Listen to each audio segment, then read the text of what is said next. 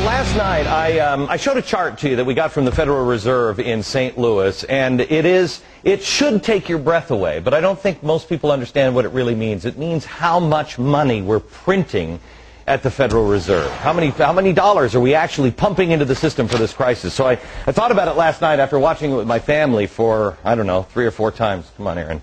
And I watched it with my family, and they said, Dad, I don't even know what that means. What does that mean? So I thought, there's another way that I could show this to you. There's another way that, at least Al Gore did it with a slideshow. Now everybody thinks that that's true. So why don't we show you some true stuff on the slideshow? And actually, because, you know, we're a 5 o'clock show, we're cheap, we had to go borrow Sean Hannity's set. So we're going into Sean's, shh, we'll be very, very quiet. We'll come in here, and this is a chart that I tried to show you last night, but I wanted to blow it up a little bit.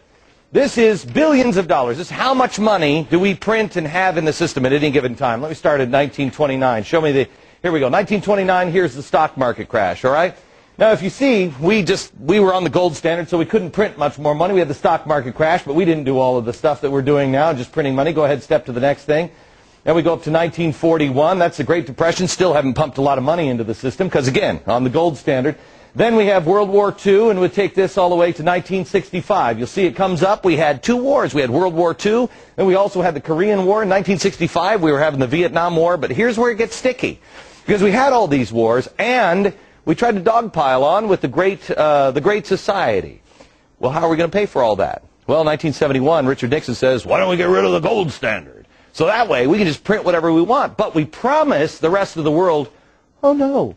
We'll never print too much. Really, we're good for it. I mean, look at our record here. We don't do that. Great Society kicks in, and look what happens. Next point, please.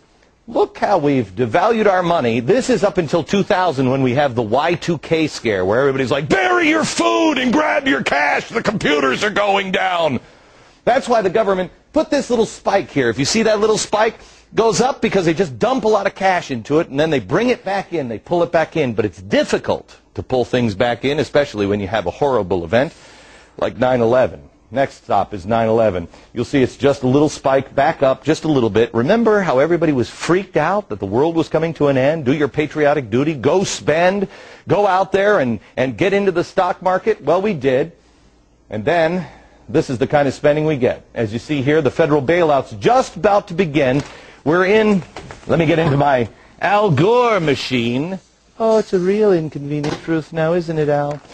Look at this hockey stick. This is the hockey stick that Al Gore was talking about with the, you know, the woolly mammoth coming back or whatever the hell he's talking about. Here's where we were in September last year.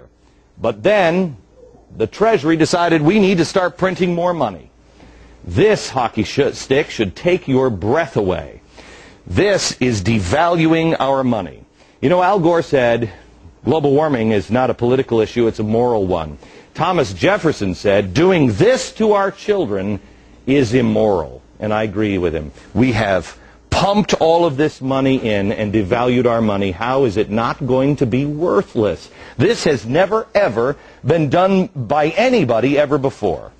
Please share this video with everybody you know, all your friends. Please go to foxnews.com/Glenn Beck. We're going to make this available for you. Pass it on to your friends. This is real trouble. Not in 1,000 years. Perhaps in the next year. Back in